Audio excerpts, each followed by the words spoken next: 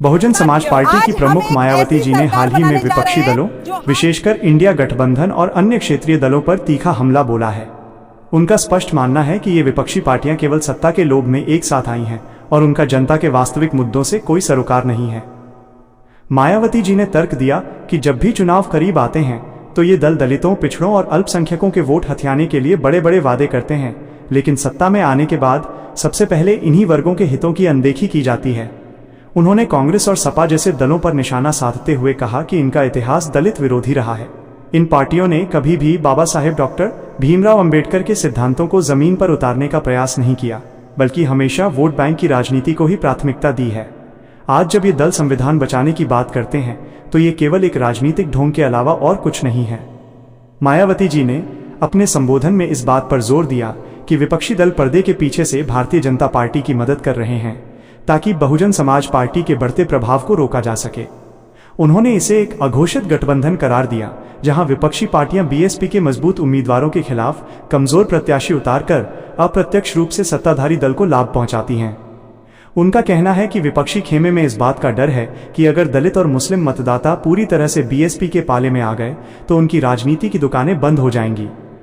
इसलिए वे बीएसपी को B team कहकर बदनाम करने की साजिश रचते हैं।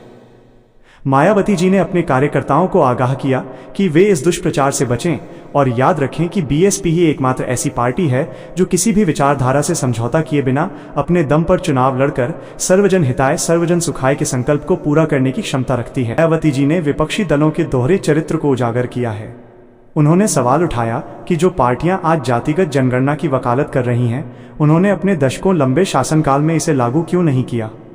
विशेष रूप से कांग्रेस पर हमला बोलते हुए उन्होंने कहा कि मंडल कमीशन की रिपोर्ट को ठंडे बस्ते में डालने वाली पार्टी आज पिछड़ों की हमदर्द बनने का नाटक कर रही है। मायावती जी का मानना है कि विपक्ष केवल बीएसपी के पारंपरिक वोट बैंक में सेंध लगाने के लिए जातिगत जनगणना का मुद्दा उछाल रहा है। उन्होंने स्पष्ट किया कि यदि ये दल वास्तव में गंभीर होते तो राज्यों में उनकी सरकारों ने अब तक दलितों और पिछड़ों के लिए पदोन्नति में आरक्षण सुनिश्चित कर दिया होता। विपक्ष का यह रुख केवल चुनावी लाभ के लिए है, जबकि बीएसपी का संघर्ष इन वर्गों के संवैधानिक अधिकारों को स्थायी रूप से सुरक्षित करने के लिए है। विपक्षी शासित राज्यों में कानून व्यवस्था की बिगड़ती स्थिति को लेकर मायावती जी ने कड़ा रुख अपनाया है। उन्होंने उत्तर प्रदेश में पूर्ववर्ती समाजवादी पार्टी की सरकार के गुंडाराज की याद दिलाते हुए कहा कि विपक्ष के पास शासन चलाने का न तो कोई विजन है और न ही अनुशासन। उन्होंने तुलना करते हुए कहा कि बीएसपी के शासनकाल में अपराधी या तो जेल में थे या प्रदेश छोड़कर भाग गए थे, जबकि आज के विपक्षी दल अपराधियों को संरक्षण देने का काम करते हैं। उनका आरोप है कि विपक्ष केवल सोशल मीडिया पर शोर मचाकर जनता को भ्रमित करना चाहता है, जबकि धरातल पर उनकी कोई पकड़ नहीं है। मायावती जी ने कहा कि जनता अब समझ चुकी है कि प्रदेश में विकास और शांति केवल बीएसपी की आयरन लेडी शासन पद्धति से ही संभव है, जहां बिना किसी भेदभाव के न्याय सुनिश्चित किया जाता है। आर्थिक मुद्दों पर विपक्ष को घेरते हुए मायावती जी ने कहा कि महंगाई और बेरोजगारी के लिए केवल वर्तमान सरकार ही जिम्मेदार नहीं है, बल्कि उन विपक्षी दलों की नीतियां भी जिम्मेदार हैं जिन्होंने लंबे समय तक देश पर राज किया।